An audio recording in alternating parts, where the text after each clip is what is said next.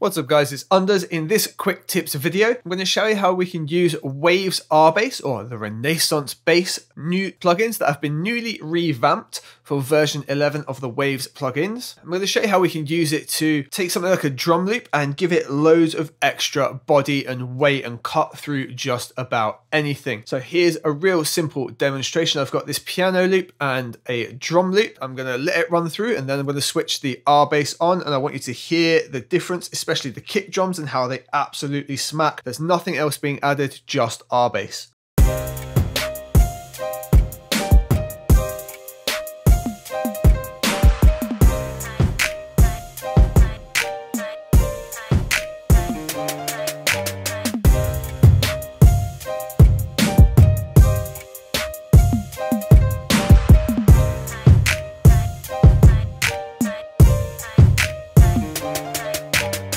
Boom. So that is super simple to do. What Rbass does is it looks at the signal coming in and it generates extra harmonic frequencies down in the low end. Let me explain real quick how we can go about doing it. So on our drum loop here, we've got our in signal. We can see that being monitored here. And look, it's detecting those big drum hits. We can see them coming in. The intensity and the Rbass section all happens in the middle here, and we have a slider here. This is our intensity. By default, it's going to be at 0, and it's still going to be adding harmonics at that point, and it relates to the frequency section below here. So I've been adding harmonics in around 87 Hertz. So I can put it at -24, and we're not going to hear a huge difference, but as I bring it up, we'll hear those extra harmonics start to cut through. They're going to be created when the kick drum comes in.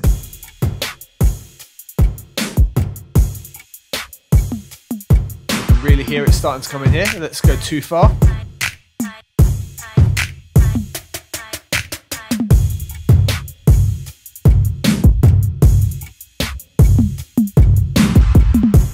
And as you can hear, it gets crazy distorted. And Rbass is pretty damn smart. It limits what's going on. And you've got a gain control as well. You could bring everything back down, but it's clever. It just slams it into a limiter and lets it get harder and harder and more body. You could be really controlled with it, gain it back, take it back by as much as you put in. So we could say maybe do +6. We could gain it back then by -7 and have a nice balance to what it creates.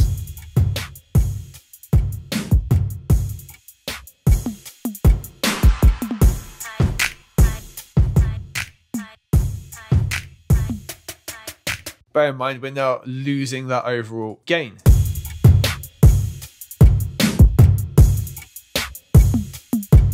Now, the real power comes with the frequency and what we choose here. So if I bring this down as low as 32, now we've got an absolutely rattling sub, but we can bring it all the way up to 256, which is going to be like the top end small snare fundamentals.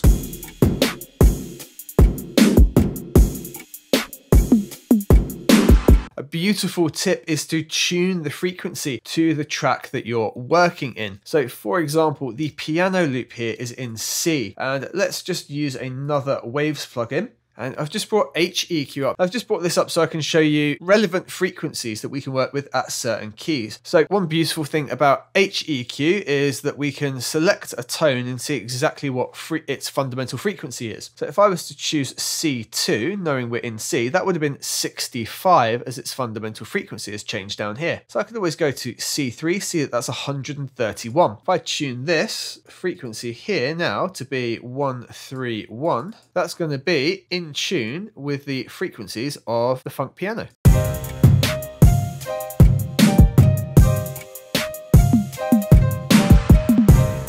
As well will 65.